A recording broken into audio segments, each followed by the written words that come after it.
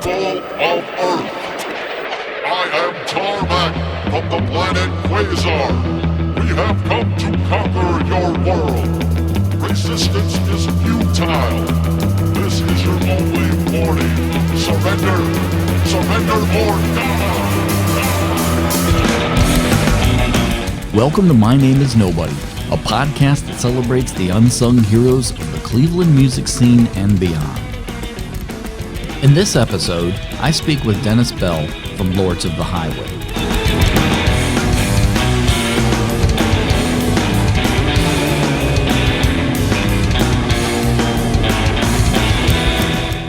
With a career spanning nearly 30 years, Lords of the Highway have released 9 studio albums as well as a rarity albums of unreleased recordings.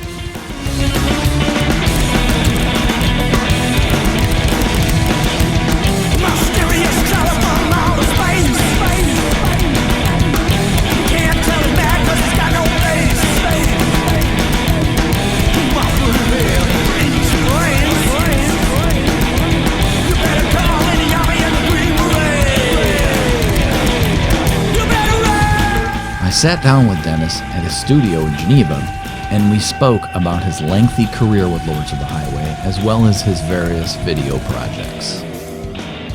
This is Dennis Bell. These are his stories.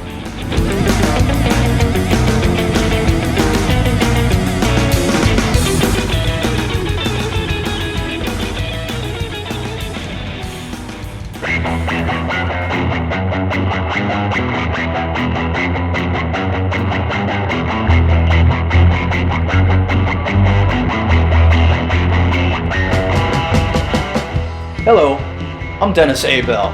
Most of you know me from the band Lords of the Highway, or from the feel-good hit movie of the summer, Yeti Love or Billy Billy Billy. Today, I'm here to talk about something that's very important to you and possibly me as well. Dennis Bell, how are you? Very good. Thanks for coming out. Thanks for having me, and I appreciate you doing this. No problem. Helping me get this silly little project off the ground, you know. Well, definitely when you're doing something called My Name is Nobody, the first person I thought of nobody, I was like, I need to be on this. Somebody, I call you the godfather of Cleveland Rockabilly. Because, I mean, Whoa. Lords of the Highway is coming up on 30 years you've been a band. Very soon, yeah. The same thing. And it's like, and I've probably known you for at least 20 of those 30 years, that Yes. you know, from Nemus and all that stuff. Yes. Before I met you and learned about Lords of the Highway, I didn't know of any rockabilly bands in Cleveland. So it's almost, to me, and I could be wrong, and you can correct me on this, but to me it's kind of like you kind of got the whole rockabilly scene up and running. To me, it seems that I don't know about that. I mean, there were definitely other bands. There were the Stompin' Pompadours. Mm-hmm. Then I guess you would call them the Cow Slingers, Cow Punk. Yeah. They actually started a little before. Then there was a couple bands down in Akron. Okay. The Clampets, which was Mike Perkaiser and John Teagle. Perkaiser is pretty well known. His brother is Lux Interior. Oh, I gotcha. Okay. So they were a really good band. Huh. They were down at Akron area. That's good. The Walking Clampets, that is. Well, for me, it was the start of the Cleveland Rockabilly. You introduced a lot of these local bands to me through the freak shows. Yeah, those were fun to do. Which we'll talk about in a little bit. Sure. But what I want to know is, where did you grow up? Geneva. Out in the woods. Your hometown? Yeah. Okay. I moved up to the big city of Painesville for about 14 years and moved back. Okay. So when you were a young kid, what made you start playing guitar? Nothing made me start playing guitar until I was actually an adult. I was already in the Army. I always loved music. Yeah. I always, of course, doing the typical, put the record on, make sure no one's there, do some singing, air guitar, that kind of stuff. Then when I was in the Army, one of my buddies had a guitar and he started playing. And he went out and got a new one. So I was like, hey, can I buy this off you? So I bought it. He showed me 2 chords. And that's about as far as I went till I got out of the Army. Then I took a little more initiative after that. I went and saw some of my friends play up in Cleveland. They were called a band called the Gypsy Moths. Oh, I remember them. Yeah. That band, I knew 2 people, and I was like, this is what I want to do. I want to be in front of 18 people and play my own music. Yeah, in Cleveland, my hometown. But no, I saw something very special in doing that. What was that first guitar? Just because my first guitar? I'm a gearhead, so I love it. It was something called a Lotus. A Lotus, I remember those. Yeah, it was kind of like a copy of a Strat. Okay, those are Japanese. Yeah, I got it real cheap, and it was a good starter guitar. Because who knows if I was going to continue on or quit and throw it away or what? I think at one point in the '80s. I think every guitar player owned a Lotus at one. Probably, yes. At one time. Let's see, what else did I have? I went from a Lotus to a Yamaha, and that was fancy, but the floating bridge and all this stuff. But I didn't know how to operate that. Then I got an old Fender Coronado 2. Oh, the hollow bodies. Yeah, it's like a hollow body. I think the Monkees had it, so that's probably why I got it for the most part. And then I upgraded to American Telly. And actually, I had a Joe Pesci Epiphone for a while. And the Joe Pass Emperor? Joe Pass Emperor, yeah. And I put 58 humbuckers in that thing. That's more your style. And that got even bigger. It was way bigger and would feed back a lot more. And then I went to a Telly, American Telly, which was great. You could throw the thing across the room as long as it didn't land on the headstock or the tuning knobs would stay in tune. But it was very needly and sounding. And I already have a bit in ear always towards the higher end. So it was like too much. So that's when I finally broke down in the early 90s and got that Gretsch, the 6120. And that's what you're still playing to this day? Yes, yeah. That's iconic. That has TV Jones after a year. Actually, I hear everybody talking about these TV Jones and how great they are. So it's like, all right, I called the number, and here TV Jones himself answered the phone, and I got to talk to him for a little bit. And he suggested 2 pickups, sent them out to me, and I got them installed, and they definitely are hotter, or they're more responsive, from a nice, subtle clean to a breaking up thing, depending on how hard you hit them. I put TV Jones Powertrons in my Gretsch. Yeah, one's a Powertron, one's a Supertron. He suggested that. Yeah. And I was like, well, he's the guy that makes them, so. Yeah. Hoo-wee!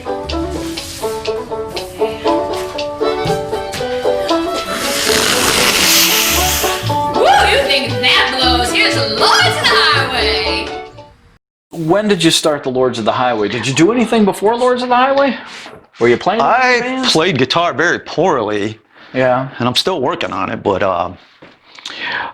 I ran into this girl called Colleen who was looking for a guitar player to do a rockabilly thing. Her and I jammed for a while. I only knew a few chords, very little soloing, and after a couple months, I think I got dumped from her project, and she went on to do this Devil Doll thing. She moved out west and did that. That was pretty successful for a while. Wow. And then I ran into a couple people. I think I put the typical ad in the Scene magazine looking for musicians to play rockabilly, rock and roll. And I ran into a couple people like Rocky DiCarlo and Terry Satan Shaw were the first couple of people. Then Lonesome Willie. There was actually a 4-piece for about a month. Willie would play lap steel and fiddle. Not pedal, but lap. And we decided, or he didn't really want to play that much, so we started 99% covers. Oh, really? We did the whole night of 50s moldy oldies stuff. Right, love that stuff. And slowly added one original, then another original, and so on. And I got to the point where I think I like originals more, for sure. I mean, it was a good way to get to where it's going. As somebody who's been a musician for over 30 years, I can say that you're definitely one of the finest, especially for rockabilly guitar players in the area, in the Cleveland area. I mean, you just have the sound, you have the licks. Cool. That's cool. I mean, it's all there, and you can sing on top of it. So it's kind of interesting for you to say that, like, that you were like, oh, I only knew a few chords, and then if you compare that to what Lords of the Highway has done now, 30 years later, I guess. Well, it was kind of a necessity because I kind of wanted to just do a little strumming, a little rhythm playing, maybe sing a couple songs. Can never find anybody that wanted to jam with me or deal with me, so I guess I had to take it upon myself to learn how to play. Right. I'm still, like I said, I'm still nowhere near fantastic, great, or virtuoso or anything like that. I definitely have my own style, though. Well, I am going to say you're fantastic. Oh, well, thank you. You're a way better guitar player than I am. I'm but not. I'm a good bass player, and I fake play guitar. See you play. I remember you came over to my basement in Painesville, and you whipped some country licks. I was like, wow, Rick's really good. I'm a better bass player. That's why I do that professionally. And I saw you got that upright bass. I did. Kind of cool. I bought an upright bass. It's like King of the Road. I did. I love that song. Oh, for sure. I like your version of it as well. Yeah, so the Lords, I consider you the Dave Mustaine of the rockabilly world, because Lords of the Highway has just been a revolving door of musicians, like drummers and bass players, in and out, in and out. It seems like every time you do a new record, you have a different... Well, that was the curse for the first 6 albums. We get songs recorded, CD, boom, somebody quits. Start again. Songs, record, CD, boom, somebody quits. Like the first 6 albums are rotating, other than until Sugar got in, and she was there for 5-6 years. You had a core band for a while with Sugar and I can't remember the little drummer guy. Oh, Pete was Pete was only in for 2 years. Before him, Chip Jack. Before him was Scotty Ling. And Chip Jack, he left and came back, didn't he? We do a reunion show not long ago for our 25th reunion show. But he jammed with him every once in a while. I thought he was in the band, and then he quit, and then you guys came back to Nemus one night, and he was the drummer again. I'm like, hey, you're back. But I could be wrong. I don't know. Yeah. You guys played at Nemus a lot. Oh, yeah. Like I guess, hometown type. Yeah, Johnny had us one time, and he was happy with I loved the place. Yeah. And you did the Rockabilly Freak shows. Yes, I think for maybe 14 years in a row. 14 years in a row. Yeah, every spring. We would do that, and I would get full rein, and I would try to book like 3 to 4 bands, or 3 to 4 acts. We had the Burlesque Girls one year, and it's mostly bands. We had bands as far away as New York City, like Psychocharger, and then West Virginia. We've had several bands from Charleston come up, and Huntington, and those were important to me. Do you want to know why? It's very important to me because you had a band in there one time for a Rockabilly Freak show called Rambler 454. Oh, yes. Yes, I see where this is going, yes. I already knew Jason because Jason played drums for Swank Motel. Yeah, I remember those guys, yeah. Yeah, and Daryl Whalen, Buddy Love combo. Yes. And so I already knew Jason. So Jason had this 3-piece outfit called Rambler 454. And you brought, the first time they played at Nemus, I believe, was a Rockabilly Freak show that you put them on the bill. And that's when I met Tim and Dan. Yeah. And I love that band. So I'd have them come back whenever I could, come back and play the bar. And I eventually got to join the band. Yes. One of their guitar players. But I mean, that was great because it was a Rockabilly Freak show that I met people that would be like friends of mine for years. I've met a lot of people from those festivals. Those were a lot of fun, and some of those were like elbows and assholes, and there were more people in that bar than way over fire code sometimes. Yeah, every time. It was probably the biggest event we did every year. Easily. Lots and lots of fun. Just And it was nice to Easily. bring in a whole bunch of different bands and semi-different styles, but still the roots and rockabilly or psychobilly vein. And you had some like, I don't want to say like, I'll say country bands, but I Yeah. don't want to say like country. like Honky tonk or Yeah, upbeat honky tonk. country, yeah. There was one that played there, and we even had him back a couple of times, that I really liked a lot. Lost State of Franklin. Yes, we played with them over the last summer. Yeah. As a matter of fact, they still play as well. Phenomenal band. Yes, Just great. And we had they're fantastic. I mean, they were good before. They are really fantastic when we got to see them over the summer and play a gig with them. It's great times, man. So, I mean, were you always influenced by 50s music and rockabilly and stuff? No. Or, I mean, what drew you I to was that genre? the new wave kid at high school, one of the only ones growing up in Geneva. Mm-hmm. One or two new wave kids wearing the Did you have the shirts flock- with the little collars. Did you have the flock of seagulls? Yeah, kind of like that. Or the stupid footloose haircut.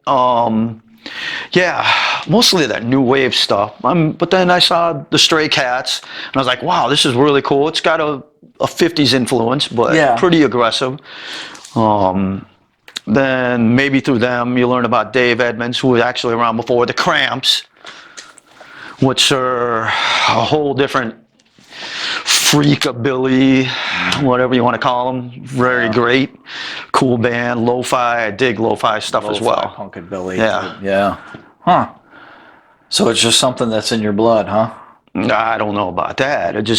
Like I said, the Stray Cats, the Reverend Horton, the Cramps, the Blasters, Dave Edmonds, all rootsy rock, but the energy of the Stray Cats or the energy of Reverend Horton Heat, and then some of the Pole Cats and some of these smaller, the Sharks, the Quakes, they have a lot of energy. I guess I like punk rock as well, so Well, who doesn't? yes. So I want to know, because I ask everybody this, tell me about your first gig. Did you fall off the stage? No, I was nervous as shit. I bought that American Telly. I'm the only one that fell off the stage. Oh, okay. I'm trying to find other people that I can relate to. I have fallen several times. I mean, not the first time. We got to play with a rockabilly band that was already playing called the Stompin' Pompadours.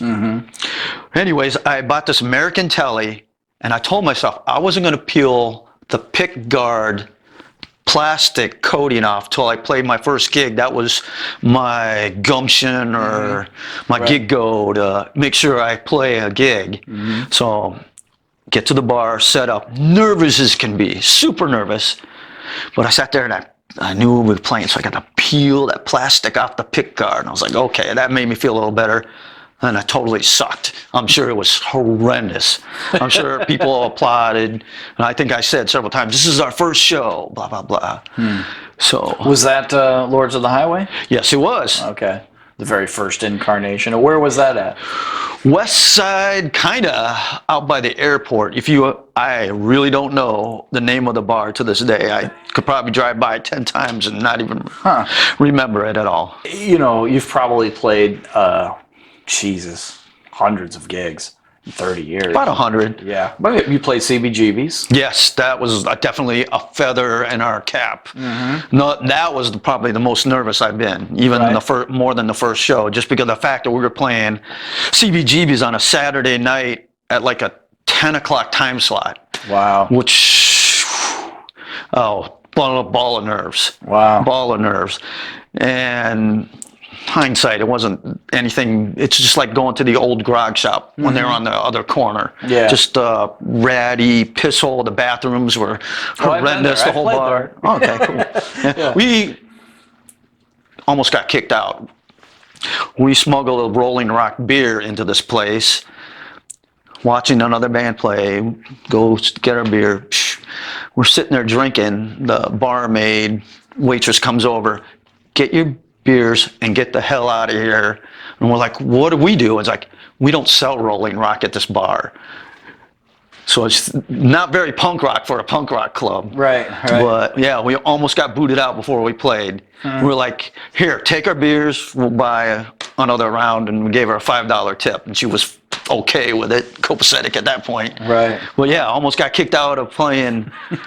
Drove all the way there. I was going to ask you, did you go to New York just for that gig, or Yes. did you do like a little tour? What it was a Rockabilly, Psychobilly record compilation, which I don't even have a copy of that CD anymore at all. I don't know where it went, but they were doing the release show, so they had bands from all over the U.S. and one band was from Sweden. I can't remember their name right now. Come do the show. I think they definitely were the headlining band, but that was, like I said, really nervous. Probably played like shit. But it was such a cool feather to put in the cap. Any crazy gig stories?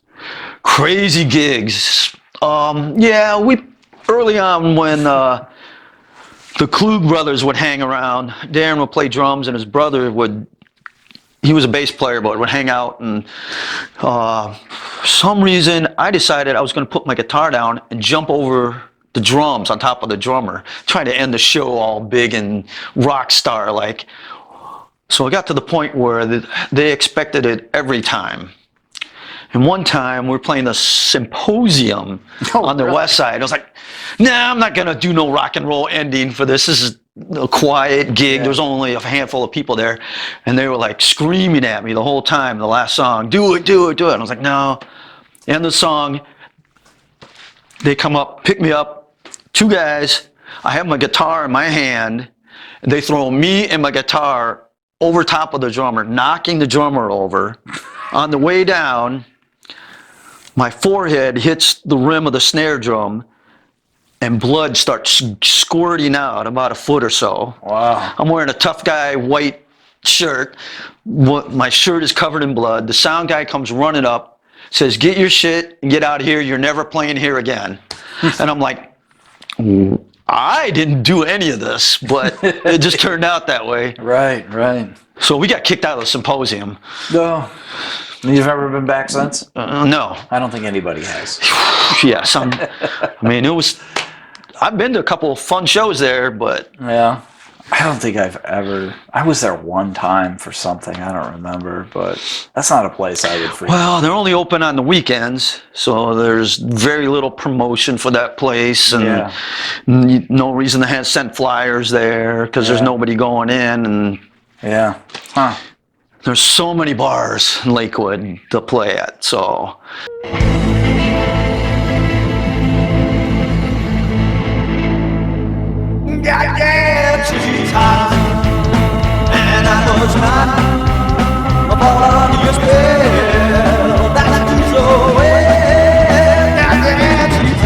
So, I mean, 30 years being in a band, the same band. What drives you? I like the idea of just getting in front of people and acting like an idiot. Yeah. I mean, I definitely maybe move around more than I would if I was just sitting here practicing, noodling, playing around. Like I said, watching original band play, it was very cool indeed. I was like, oh, this is what I want to do. As far as keeping Lords of the Highway running, it's easier for me. I don't got to learn other stuff or other people's songs. I got to sit in with a Horror of 59. That was a lot of fun. They were a horror rock band. Mm-hmm. I remember them. I like that style a lot. I think if I didn't do Rockabilly, Psychobilly, it'd be a horror rock band. Or I love honky tonk too. Can't play honky tonk at all. Can't chicken pick at all. But I love Buck Owens, George Jones. All you got to do is do what you do on guitar, but just put the pick down and play with your fingers. Maybe, I guess. That's honky tonk. Yes. You know, that's all it is. Yeah. It's one note away from blues. You know. Simple. So, I mean, 30 years, I can't get over that. It just seems like yesterday, man. We were setting up that stage at Nemus, you know, I think, 3 parts. Yeah. If I'm not mistaken, that stage was just built, like about the time we first played there. Because I remember, I don't know if it was you or Johnny himself said, hey, we got a stage.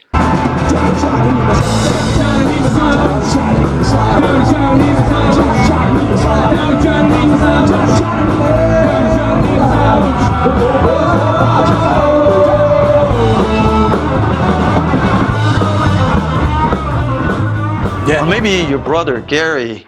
No, this was way before Gary's time. Okay. Yeah, All right. but yeah, the first couple of bands we really had there was no stage. We were on the floor, you know. Yeah, and then maybe Johnny built that little riser so people in the back could hear. And then when I started doing sound and booking the bands and stuff, I hardwired the speakers. All the speakers that are jukebox. hanging. Oh, okay. Yeah. Okay. So I could just plug them right into my PA, so you know, like the people in the back could hear everything as well. And I think you were one of the few bands that, when you came through and you played the bar, I'd actually mic everything. I'd put a kick drum mic and a snare. I'm mic sure we were and a probably guitar. really loud too. I'm guessing. Oh, absolutely, yeah. But that's what people. I mean, you were kind of like the house band for Nimbus in a way. Yeah. You played there so much, but that's kind of like what people wanted anyways, you know, like they wanted it loud and crazy. And I remember you hollering at people because it was getting out of control one time.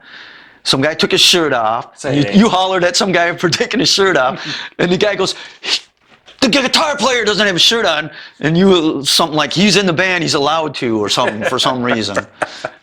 Not me. Yes. Hollered at everybody's. Then you hollered as soon as it was like whatever 2 o'clock, the lights come on. You're like, get out! Get out! Yeah, I had to get up in the morning. I had a kid. You took no crap. My daughter was young those days, you know. So I was, you know, I'd close the bar down, I'd get out of there at 3 in the morning, you know, and then my daughter would wake me up at 7 and poking me in the face. Come on, Daddy, get up! Yeah, let's go to the zoo. Let's go do stuff. And I'd be like, sure.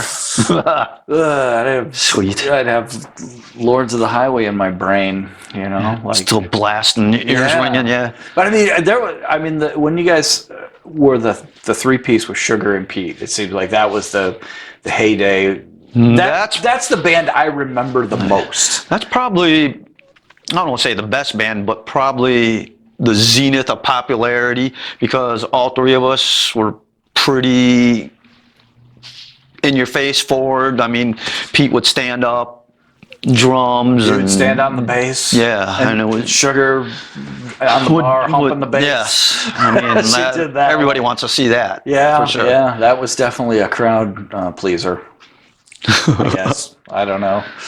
I like Sugar. She's a great gal, but she is a phenomenal bass player. Oh, yeah, so very good. When you had your guitar licks and her playing the upright Yeah, bass. I can mess up way more than I can get away with it than I could now, because all the eyes were on Sugar.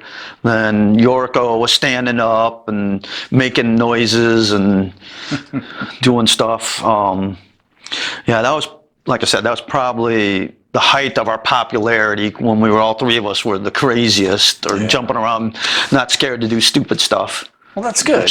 More show than play skilling, but you're entertainers. Yeah, it was more entertaining than craftsmanship.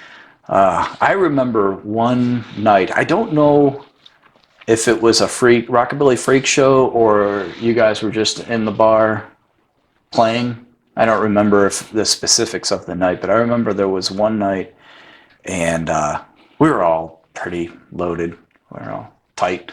Go figure. Yeah. But Pete was like, "I got to go to the bathroom." You know, he had to pee. So he jumped up behind the drums and left. And Dennis was like, "Rick, do you want to play drums?" And I'm like, "Yeah." Okay. And I sat down. Now that you said that, that's kind of somewhere in the back of my head, slowly coming back. And played drums on one song. Remember what it was? I don't remember what it was. Maybe something like Folsom or something? Something just like that. real quick that everybody knows? Right. That sounds vaguely familiar, yeah. Except the funny part about it was, that was the first time I've ever played drums in my entire life. Oh, great. That's all right. I'm just like, yeah, I'll do it. Sweet.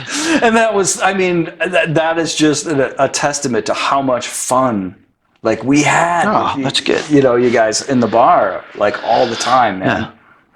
Which is one of the reasons why I wanted to talk to you on this project, because I'm like, 30 years you've been doing this, 25 years you've been, whatever it is, doing the same band, you know, in the same music scene, you know, the rockabilly, Cleveland Rockabilly scene or whatever. I mean, I gotta give you props for that, man. That's why I call him the godfather of Cleveland Rockabilly, because you really are, you know.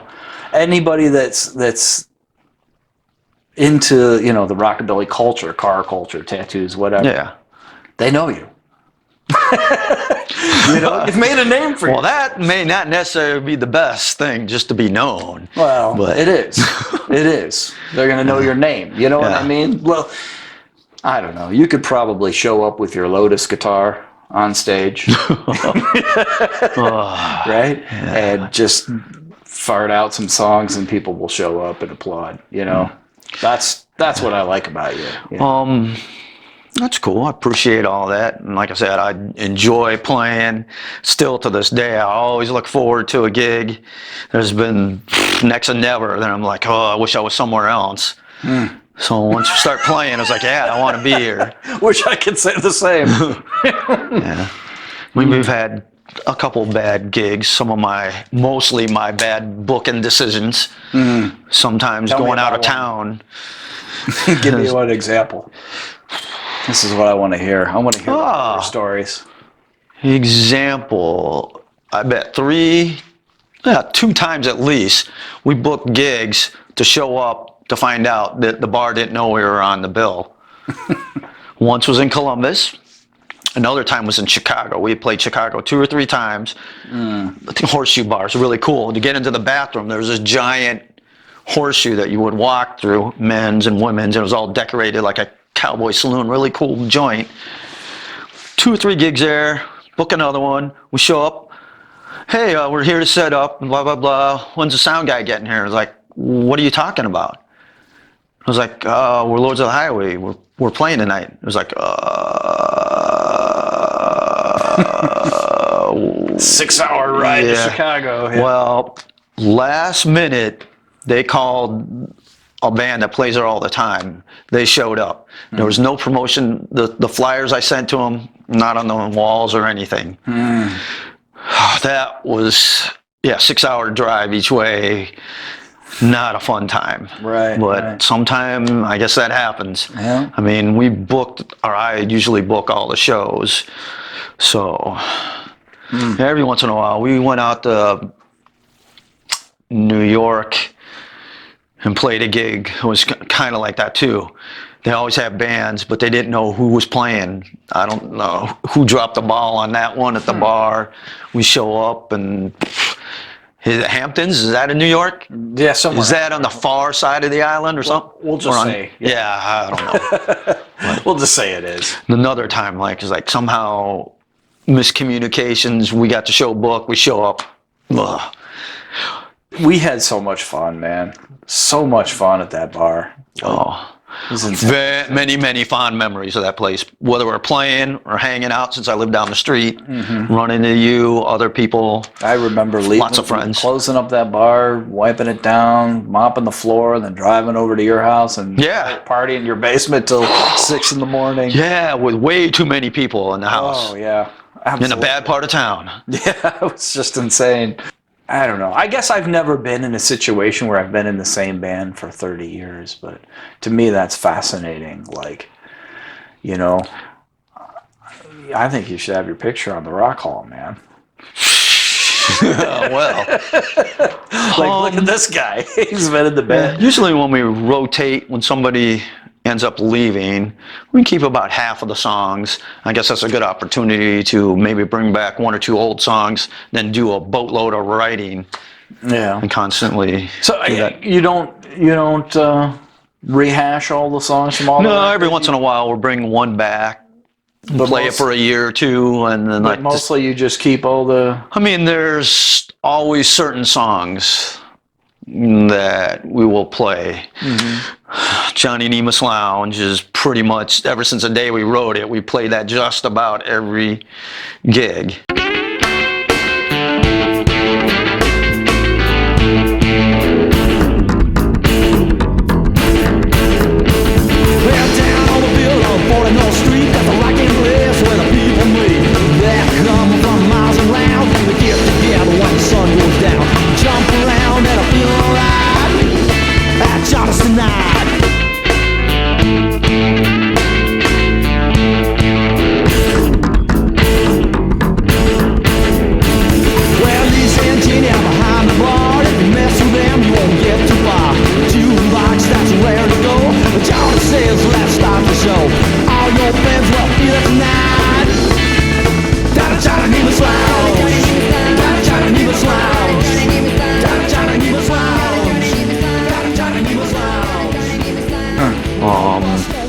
was Evil, about Evil Knievel. Once we started playing that, it's like, oh, we have to play that every gig.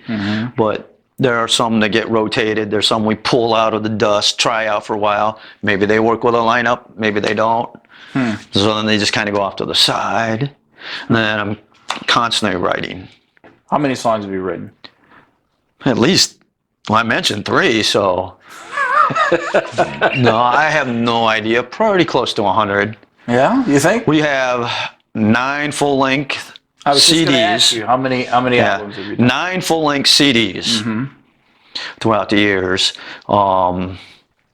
We have the Rarities CD, which is full of singles and comps. We did a couple songs for a movie they filmed in Cleveland. So we wrote one song for that, and then we did a cover song for that movie as well. So that all came on Rebel Yell, 6 Days on the Road. that was a single, a little 45. So we put a whole bunch of those on that Rarities. What was the cover for the that you recorded? I should have stopped my drinking, something like that. It's about a country song, pretty much. I messed up a relationship because I didn't come home from the bar. I'm trying to think of what was on the Rarities record. 40 Acres is one that I like. And lots of truck driving stuff we did back. Yeah. We were like, oh, how many modern truck driving bands are there? None. There's kind of a reason for that, too. There's not that many truck drivers want to listen to truck driving music, at least from what I can gather. But we still wrote another one recently, so 9 studio albums, Rarities. We have 2 DVDs. One is full of music videos by us. Rambler has a video on there. Then there's extras, stupid little things like a buddy of mine in Erie, he did artwork. So I did a little montage of all of his artwork and little video clips of how I met Sugar. I won her in a poker game. Something stupid. One of your studio albums I released. Yes, you did. Yeah. What was it? Die Monster Die. Die Monster Die, yeah. Right. When I was doing my little independent label. And we have maybe like 20 of those floating around in a box still. Really? Yeah. I think we might have reordered those. I sold. Like a small reorder. You did? I sold most of them, I think. Yeah. And then I sold the label, and I just shipped them all the CDs. I don't know what they did with them, but I got out of the record. It was too expensive.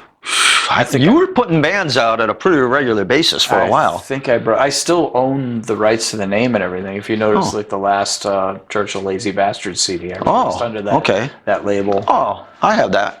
Yeah. The one you guys put out a year ago, right? Yeah. Yeah. Do you want like 10 or 15 more? I think you slipped it to me. Yeah. Because I have boxes and boxes of them at upstairs in my music room. Like we put that record out, we did 1 or 2 shows, and I thought you were going to play more often. Yeah. Well, we lost our bass player.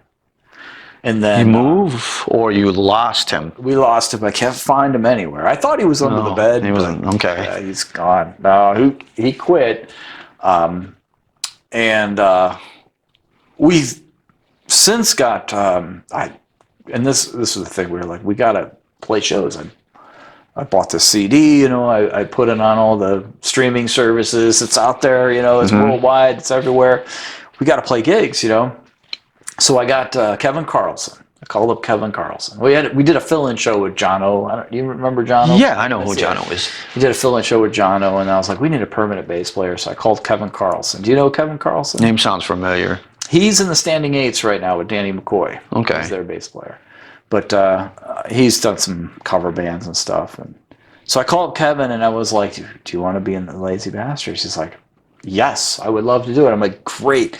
So we did a show with Kevin Carlson. It was awesome. All right. And then we just kind of like, Rick got busy with his kid coaching soccer for his kids, and Nikki's got a couple of kids that have one of his daughter has like medical issues. So he's like, I can't do this right now. And it just kind of fizzles out the way things do, and it's sad because that was a great band. Oh, life goes on and life change. I get it. I got you. It was so much fun. I wish that we could keep doing it, but what's on tap for you next, man? What are you making another record? Because you made one last year as well. Well, we started recording About last year, wasn't it? Yeah, we started recording. Like I said, we had 9 full-length CDs, and none of those had a song that was the name of the album. So Die Monster Die was this DVD or CD with all the songs, but no song called Die Monster Die. So I've been busy writing a soundtrack or whatever, a song for each album. Oh, I got you. So we have one more song to finish up, and that's gone. We have another 5 songs we're recording as well. So you're gonna do an album where all the tracks are your previous album titles. Yeah, that's a freaking great idea. We started our work. Jen started taking all our old covers and put them together on one giant thing like that. That's the way that's gonna roll. Hopefully, it will roll. That's really a cool idea. Yeah, I like that. If I did the same thing, it would be an EP. There's plenty of bands you've been in. Yeah, but never for not for more than 6 months. Like you, 30 years in the same band. Well, what I want to say, that's easy not to quit when it's your band. Yeah. It's easier to not learn new songs, I guess. But your drive, man, I'm telling you, like... I definitely want to play. You're devoted to yourself. For sure. I'm not scared to make a fool of myself. Oh. 30 years. Maybe one more lineup change, and that might be it. We'll see. And then what are you going to do? I don't Honky-tonk? know. I love honky tonk, but I can't play nor sing that. Like I said, I love horror rock too, but that's a little niche thing that you gotta be super scary. It helps if you're scary looking. How did it all happen? Honestly, it was a normal day. I was minding my own business, doing my normal routine, this and that, whatever I do during the day, and just out of nowhere, it totally happened. We met, and it grew and grew and grew, and I totally fell in love. I fell in love.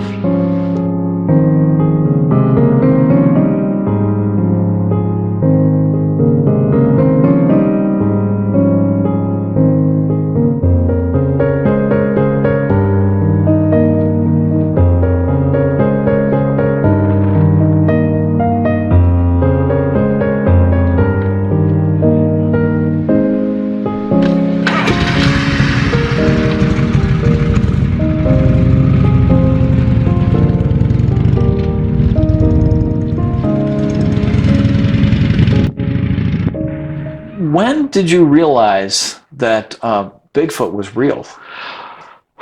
Well, to be honest, I just happened to be out in the woods, just kind of doing whatever I want to do, going for a walk, enjoying the fresh air, and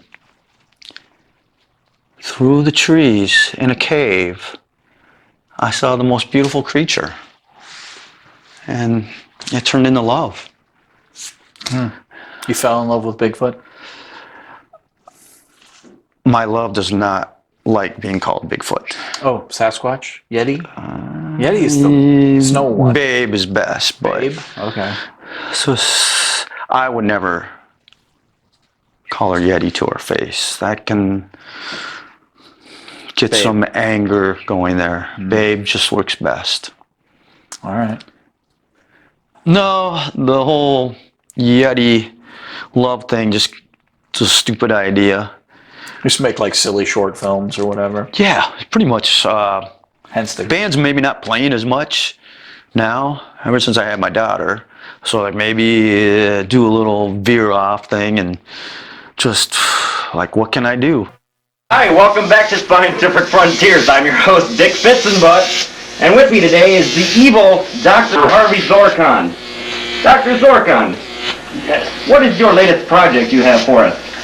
I am working on amassing an army of robot from to rule planet Earth. And why would you want to do that? Because I feel the human condition is deplorable, and I want to put you all out of your misery. Excellent. And who do you have with you today? This is model B278972-8219. My, that's a mouthful. Did she have a shorter name? I call her Ruth. Ah, and you're going to turn her on, I understand. Yes, that's what this You're yellow turning button. me on. I'm hitting this yellow button. This is a momentous occasion that will mark history forever. Oh, well, I'll be sure to stand back. Indeed you shall. Where have you? She seems rather stiff. Why am I such a filly? Dada! Dada! My son! Dada! Come to daddy. Dada! Dada! Well, that's all the time we have for this week. Be sure to join us next time when we have the inventor of Peter Pan peanut butter. I hope he wears those tights of his. With your green screen. Some of it's actually, none of that was done. Oh yeah? Yeah, that was all in the woods, upstairs in the kitchen, Yeah. on location. How many of those films? I've seen a couple of things you've done. You did the Yeti Love thing. Yeah, And then you did something else. tilt the earth. That's it. Yes. So we have better weather. I'm just trying to help everybody Right. when it comes down to it. Moon. Have you ever thought of that? That could be some dire consequences. Right. But I think thought about doing... What would that do to women's menstruation? I don't want to find out. Don't want to find out. Because the moon affects that. Well, I thought about... Doesn't it? Am I wrong? See? Yeah, I told you. Today, the show was recorded in front of a live studio audience. Actually, I was thinking about doing a small project where I'm in a hate group, a leader of a hate group that hates the Amish, and come up with some kind of anti-Amish, I don't want to say swastika flag, but talk about how evil they are and how they've traded every aspect of the government and trying to take over. We've had to be very careful since I have a daughter and Jenna has a daughter. We have to tell them, take a time out and explain to them how the Amish can sometimes or will intentionally steal young kids when they're not behaving or they run away from their parents and then raise them as our own. So we had that talk with the girls and tried to make sure that anytime they see an Amish, they do not go nowhere near them, they do not talk to them, they come straight to us. All right.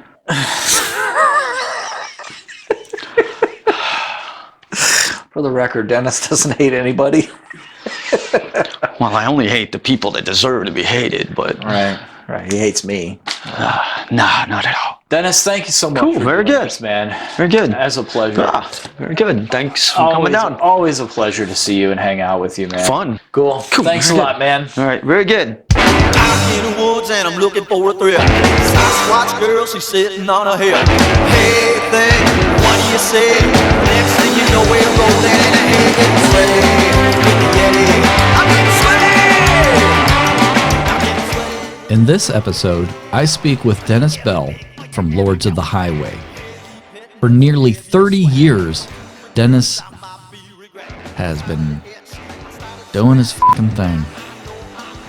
For nearly 30 years, Dennis, with his project Lords of the Highway, that's too fucking wordy. Lords of the Highway have done 9 studio albums. With a career spanning nearly 30 years, Lords of the Highway have released 9 studio albums, as well as an album called Rarities, which is unreleased tracks and some other bullshit. I sat down with Dennis in his studio in Geneva, and we jerked each other off. I sat down with Dennis. Fat mouth. I sat down with Dennis in his studio in Geneva, and we made out. I sat down with Dennis at his studio in Geneva, and we talked about his career and his ballsack. I sat down with Dennis in his studio in Geneva. I must not think tonight what I'm doing. That's because I can totally hear myself scratching.